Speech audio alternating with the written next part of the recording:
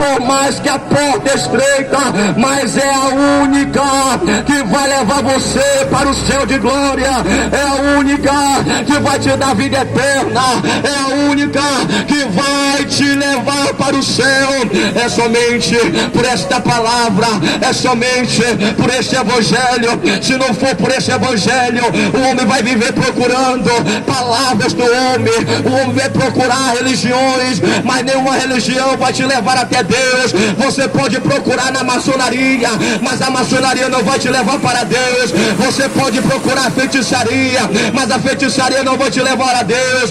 Você pode procurar os astrólogos, mas os astrólogos não vão te levar para Deus. Você pode procurar os cientistas, mas os cientistas não vão te levar para Deus.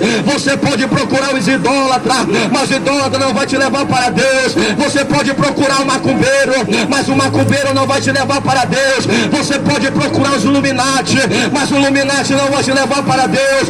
Você pode procurar a maçonaria, mas a maçonaria não vai te levar para Deus. O único caminho que leva o homem para Deus ainda se chama Jesus de Nazaré.